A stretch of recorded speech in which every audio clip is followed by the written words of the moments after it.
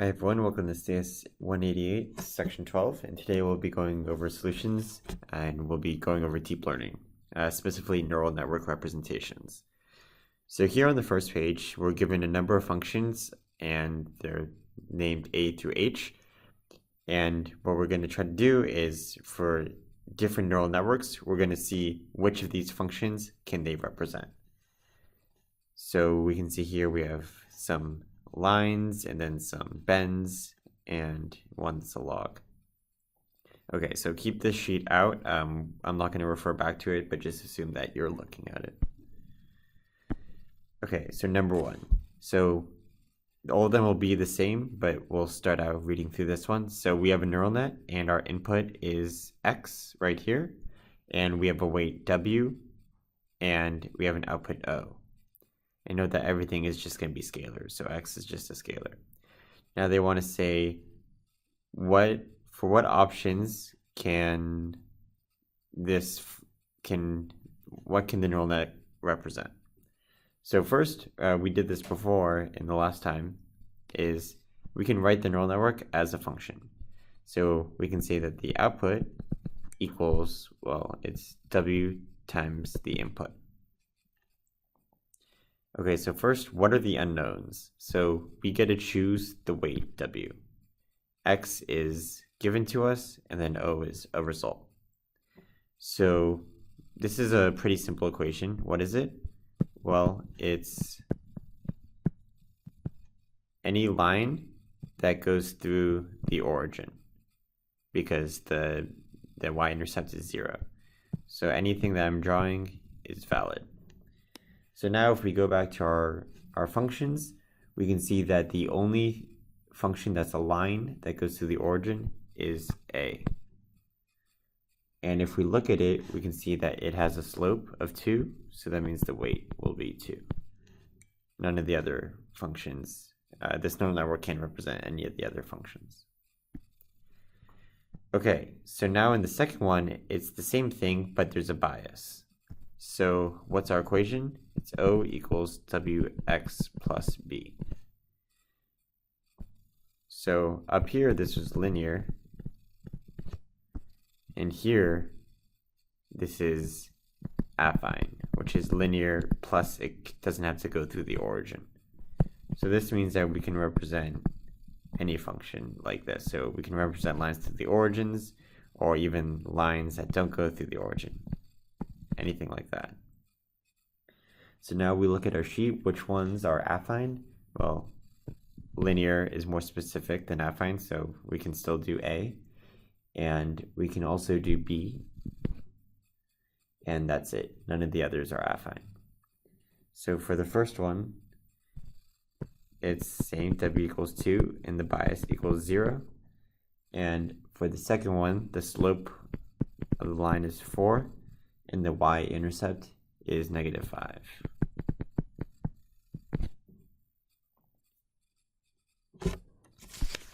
Okay, so let's move on to 3. So in 3, what we've done is we've introduced a ReLU. So ReLU, it's defined here, it's the max of 0, x. So what it does is it takes negative numbers and makes them 0. It lets positive numbers through.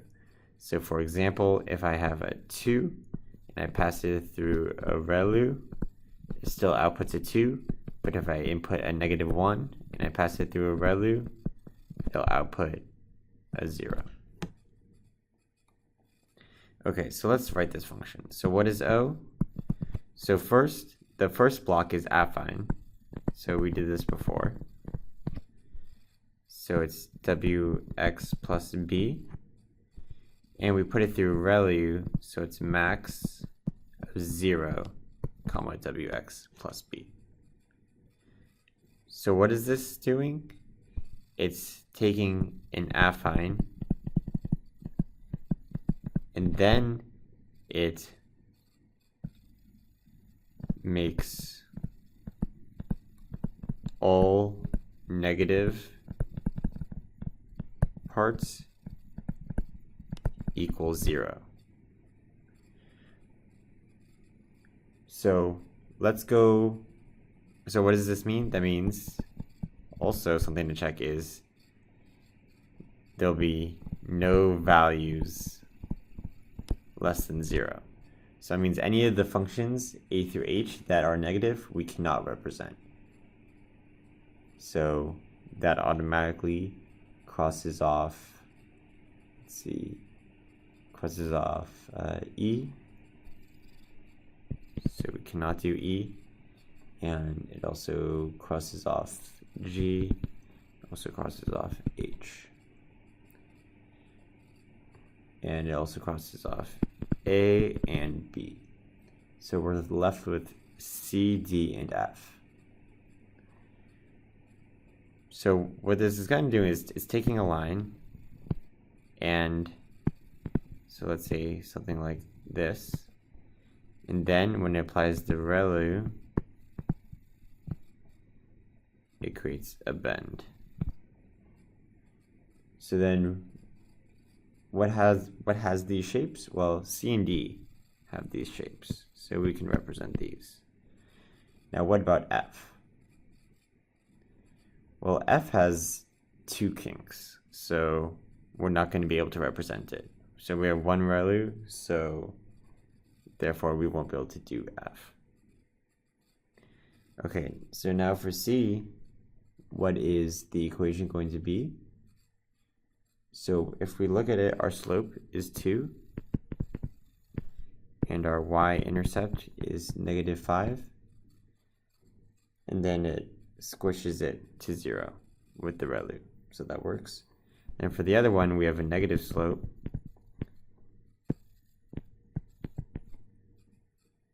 and also a negative y-intercept of -5.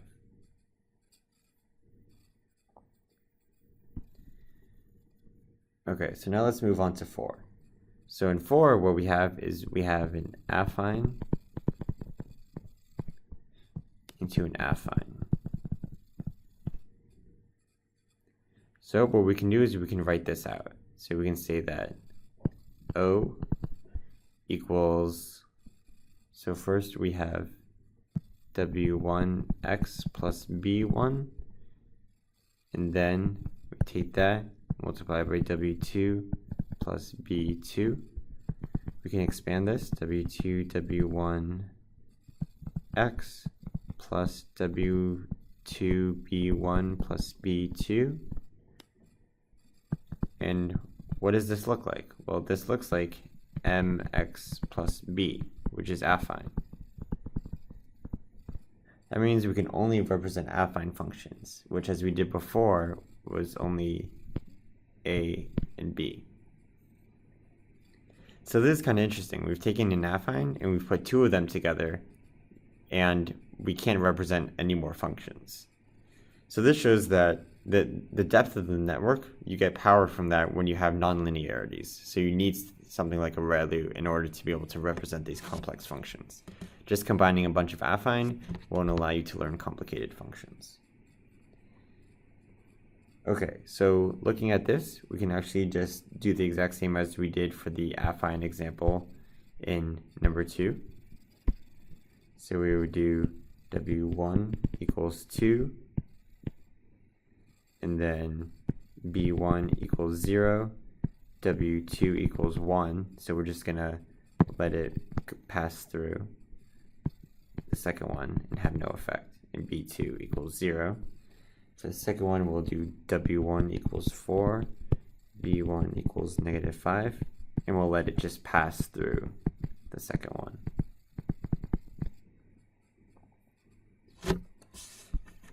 Okay. So now for number 5, what we have is we have affine, ReLU, and then affine. So one thing we can do is we can say, okay, we've seen this block before. Now, anything that this block can do, this whole entire block can do.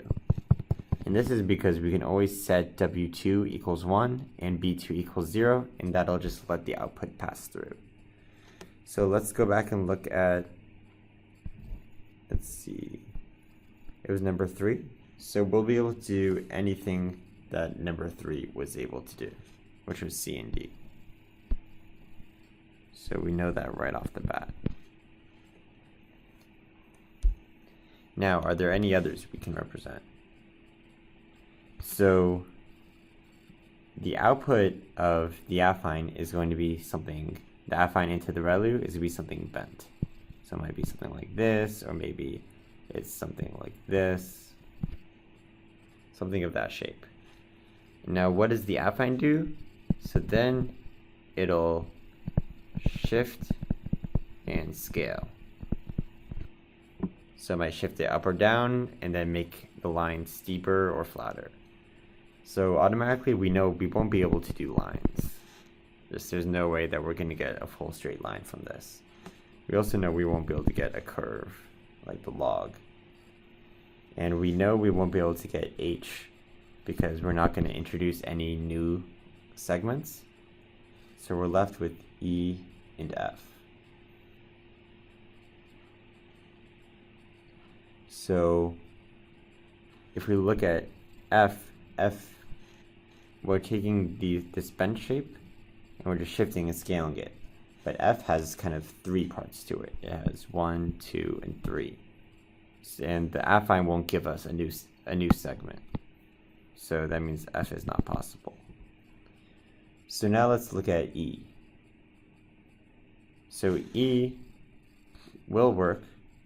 So let's say in the beginning you do an affine through the ReLU, and from that you could get something like this. Now if you shift it and scale it, what you can do is you can shift it up and then multiply it, have the weight, the scale be negative, so it goes in the other direction. So yes, we can represent E. Okay, so now what are the weights going to be? Well, for C and D, we just take what we had from the previous part. So W1 equals 2, B1 equals minus 5, and then we just let it through the second affine. So W2 equals 1 and B2 equals 0. And we do the same thing for D.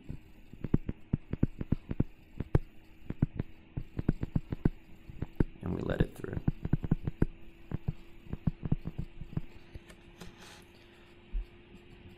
Okay, so now we come to E. So for E, what we want to do is we want to get this upward version right here out of the first one. So you see that the slope is 1 and the y-intercept will be negative 3. And then once you do that, it'll be put through the ReLU and this part will come out. Now what do we do in the second part to get to the final one? Well, we see that, let me erase this to make room. We see that we shifted it up by 1 and that we flipped the slope. So that means it's minus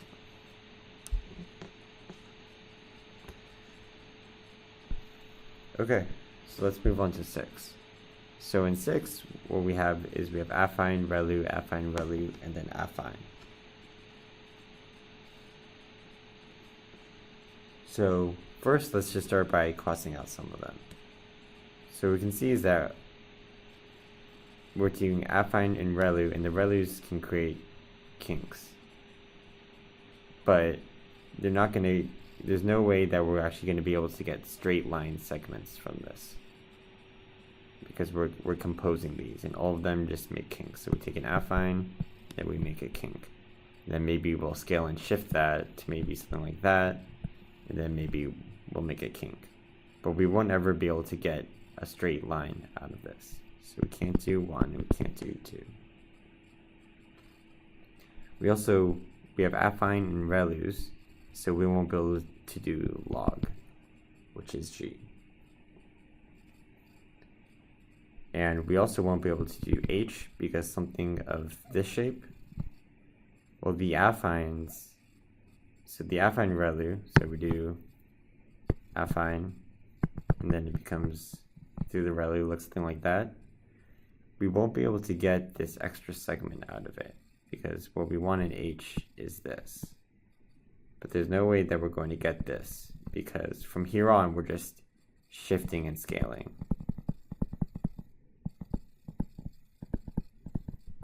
And flattening with the ReLU. So there's no way we can get H.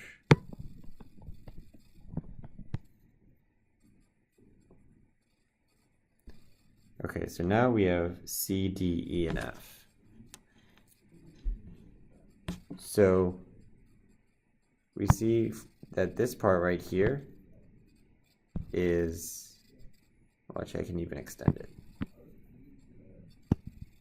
This part right here is part 5. In part 5, we could represent C, D, and E.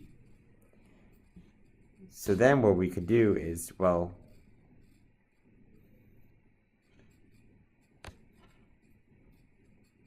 okay, so let's see, yeah, so that represents C, D, and E. But let's take a look at C. So what we can do is, C looks something like this, which is the desired output. So we want something like that. So what we can do in this first part is we take a line, and then when we ReLU it, it'll look something like that. And then we can just do nothing to this. So W equals 1, B equals 0. Then nothing happens. Then W equals 1, B equals 0. So the output will remain that. So that means C and D are good because they're both of that shape. So we do all the work in the beginning and then we just let it through.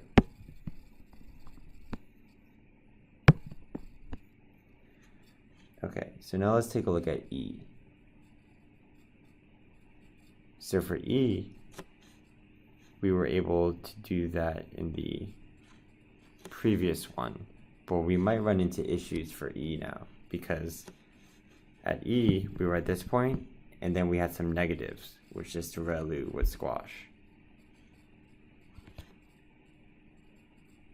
So what we can do is we'd have the line like this, and then here, I'll try to make this. We'd have the line, and the ReLU would create something like this, and then we're just going to let it pass through, and then nothing will happen in the ReLU because it's already positive. And then in this one is where we do the flip. So we would do the W equals -1, the shift and the flip, like we did in part 5. And then we'd be able to get this shape. Okay, so we can do E. Okay, so now can we do F? So let's start with something, we'll start with a line, something like that. And then when we put it through the ReLU, it'll go something like this. Actually, no, we're not going to start there. What we're going to start with is something going up. So this one's going to be a bit more complicated. So we have line going up, and then we're going to put it through the ReLU, so it'll create a kink like this. And then what we can do is we can flip it, shift and flip it so it's like that. And then since it's going down, what will happen is when it becomes negative, we'll get this second kink. And then we'll just let it pass through. So that's the shape that F has. So we can do F. Okay, so now let's look at 7. So we're going to do this on a high level. So what is this operation right here? It's an affine operation because it's Wx plus B. What is this? This is also an affine operation. And this one right here is an affine operation. So what we're doing is where all the operations are affine. So when all the operations are affine and we're combining them using addition and multiplication, that means that the output will also be affine. And one way you could do this would be like in the previous example, where we'd write out the full equation. O equals this whole neural network. And then what you'll see is that it'll end up being something like mx plus b for some term m and some terms b. So what will we be able to represent? Only affine, which will be a and b. And what we can do is we can just do all the work in one of them. So you can say w1 equals 2, b1 equals 0, w2 equals 0, b2 equals 0. Then we'll just say w3 equals 1, b3 equals 0, and w4 equals 0. So basically we're doing all the work in this one. And we can do the same thing for b. w1 equals 4, b1 equals -5, and then the same thing. Basically ignore the bottom part.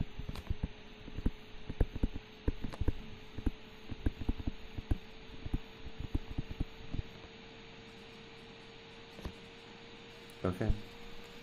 Now let's move on to the last one. So this last one is the most complicated. So we're going to try to take advantage of the previous ones. So what we see is we have an affine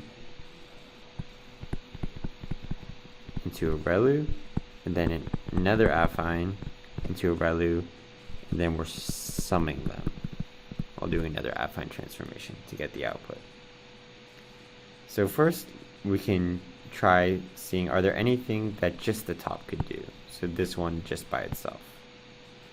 So if we look back at our solutions, we see that that's exactly what number 3 was. So we know we can do C and D.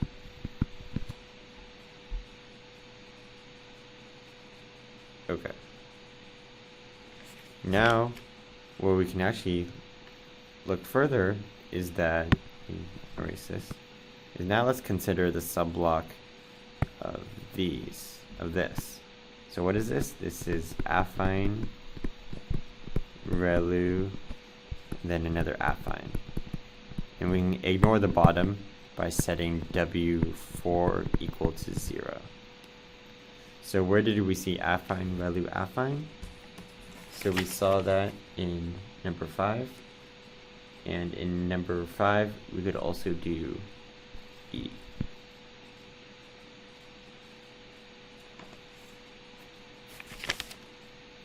Okay. So we made some progress here. Now let's think about A and B. So A and B are affine. So what can the top produce? What can this part produce? Well, it can produce shapes like this. And what can the bottom produce? It can also produce shapes like this. But what can this affine do? Well, this affine, what it can do is can take one of them and it can flip and shift it. So, for example, let's actually say that the bottom one created something like this.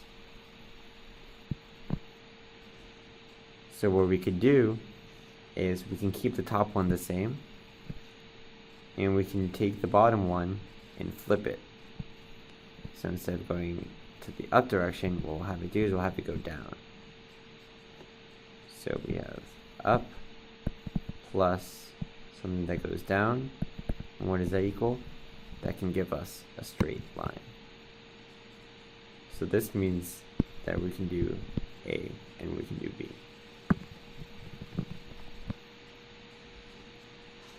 Okay, so now let's look at F.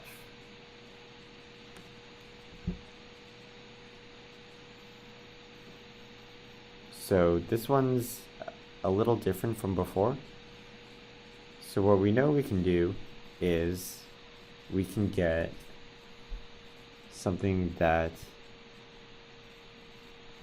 out of here goes up, something like that.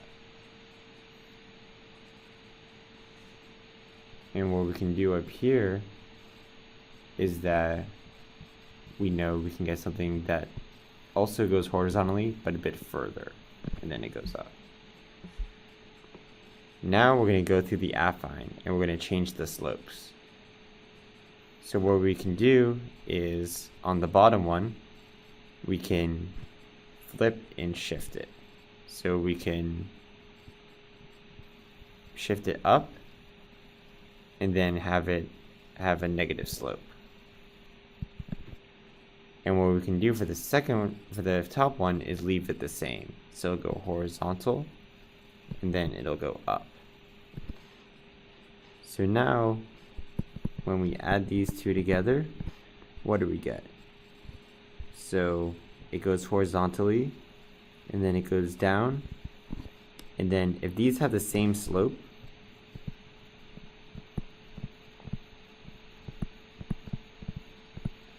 then they'll cancel out and they'll go horizontal. So that's exactly the shape that we have in F.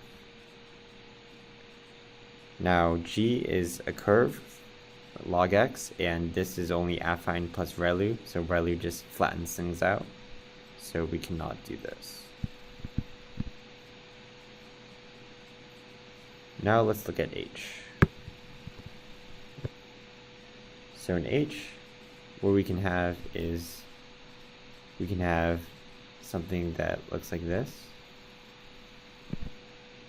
from the output of that ReLU, and then the output of this ReLU, we could have something horizontal, and then it goes up. So when you add them, you can also then, with this affine block, you can flip the top one, so it looks something like that, and then have the bottom one be the same. So when you add them, you get something like going up and horizontal and going up again. And that's what H looks like.